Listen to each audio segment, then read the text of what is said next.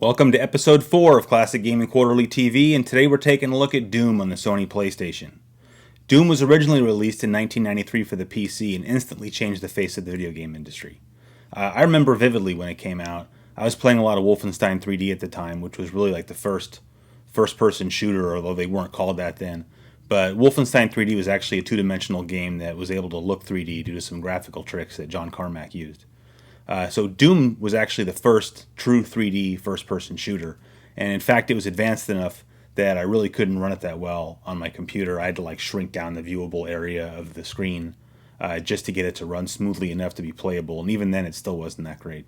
The game was actually released as shareware back then, which is when they would give you the first third of the game for free, and then if you really liked it, you had to buy the rest of it. And in fact, I got my copy of the game from buying a flight stick, a CH Products flight stick to play X-Wing with, and it came with a little Doom floppy disk in there with the shareware version on it. And I probably played that more than I used the flight stick, actually. Doom was pretty addictive. It was also the first game that allowed network play, a shooter game that allowed local area network play, and that was a big deal back then. If you worked in an office environment or had a bunch of friends that had network cards in their computers, which weren't really popular then, because why would you need a network card in 1993 unless you were working in an office environment? But you could link together and play death matches and stuff. In fact, the term death match, which is still used today, was coined in Doom.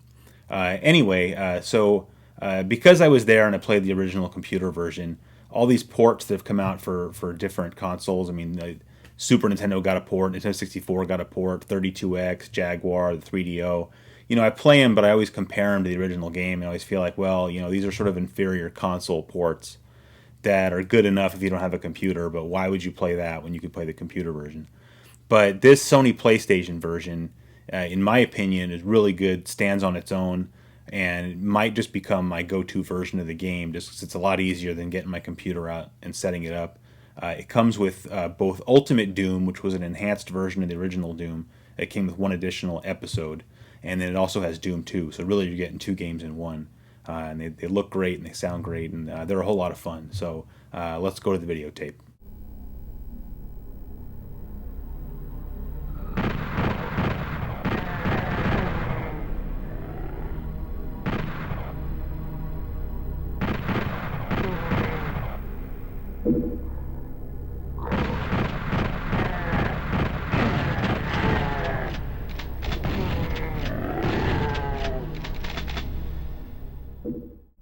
Although not a launch game, Doom was kind of a launch window game in that it came out 2 months after the launch of the PlayStation in November of 1995. At this time, Doom 2 was only a year old and Quake hadn't come out yet, so Doom was far from obsolete. So to get both versions on one disc for the PlayStation like this was a great deal. This version of Doom doesn't support network play because that technology obviously isn't supported by the PlayStation, but some of you might remember that the earlier iterations of the PlayStation came with a link cable port on the back, and you could actually go buy a link cable as a separate accessory and use it to hook two PlayStations together, and then each one of those PlayStations would be hooked up to a separate television. And that way you could play two-player games against your friends and each have your own screen, but unfortunately the link cable technology just never took off, so Sony removed that port from later versions of the hardware and game companies stopped supporting the technology. Speaking of antiquated technology, one of the weird things I noticed about this game is it actually uses a password system instead of using a memory card. So at the end of each level, you're given a password so that you can return to it later. I'm not sure if this is cool or not. I think we're at this point in gaming history where we don't really want to be dealing with long passwords anymore. But at the same time, it's nice to be able to just make a list of passwords for each level you've completed, so that you can go back and play any of them anytime you want. It also lets you be a dirty, rotten cheater and just look level codes up online. Speaking of levels, this game has almost 60 between Doom and Doom 2, and although there are a few levels missing from the original PC ports, this game has 8 maps that have never been seen before. As was the case in Wolfenstein, with Doom you start off with a pistol, but the weapon selection has been much improved. I think they're taking advantage of the fact that Doom takes place in the future so they can have futuristic style weapons instead of just the World War II era weapons that we saw in Wolfenstein. So beyond the pistol, you have both a single and double barrel shotgun, a chain gun, a plasma rifle, a rocket launcher, the BFG 9000, and a chainsaw, which is the least practical but most fun to use. One of the things that not just Doom, but id games in general are really known for is their level design. Obviously, the first challenge of Doom or any first-person shooter is just to stay alive. But with Doom games, the puzzle aspect of it involved in not just finding your way to the end of the level, but discovering all the secrets and finding all those items that are just out of reach and figuring out how to get them is a big part of what makes Doom what it is. And that's sort of one of the things that you use to decide, well, what difficulty level do I want to play this game at? Because you can play at a low difficulty setting because maybe you don't want to be bothered with the oncoming waves of the demonic horde, and you want to focus more on exploration and puzzle solving. Or you can say, well, I've already played through this game and I know where all the secrets are, I know how to get to the end of the level, so I'm going to jack up the difficulty because I want more enemies and more weapons and better weapons earlier on in the game. Or you can say, well, I've never played Doom before at all, but I just want to go full force at it, and I'm going to play it at the highest difficulty setting, kill everybody, and then I'll worry about figuring out where the secrets are and how to get the hell out of there. Graphically, I think this game holds up very well to the original PC version.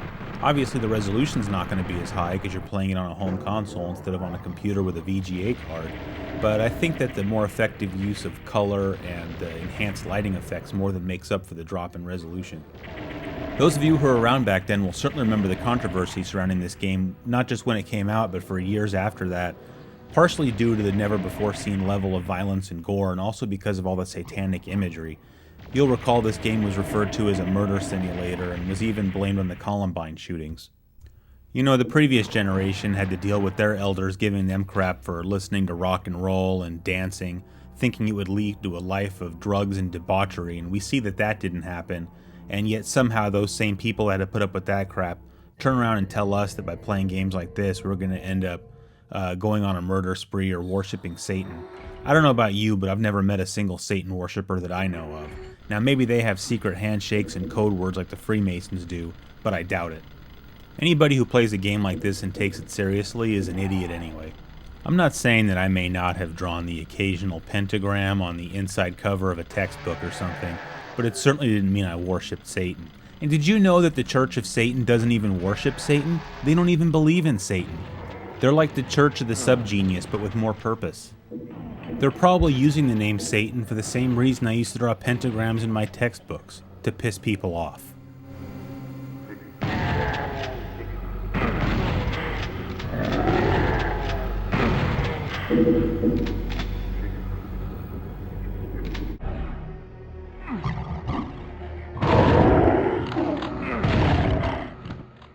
The sheer number of enemies you sometimes have to face at any one given time can get pretty ridiculous, so it's really important to make sure you stock up on armor bonuses, and health bonuses.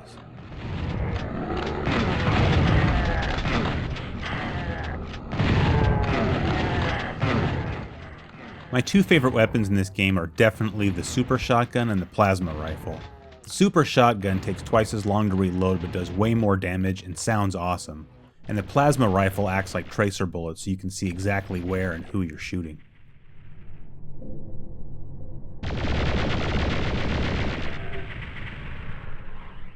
I thought these guys were enemies moving around in the distance until I figured out they were just impaled corpses jiggling on their stakes.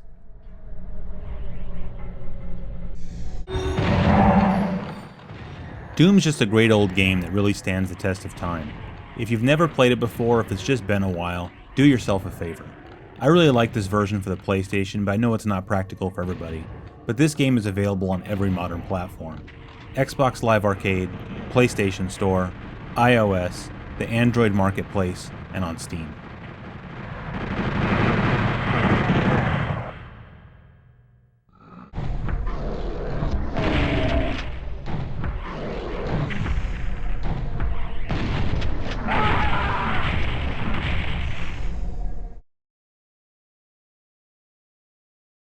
So while you guys were watching that video, I went and did some quick digging in the Classic Gaming Quarterly archives and was able to find the CH Products flight stick that I referenced in the intro and the shareware copy of Doom that came with it.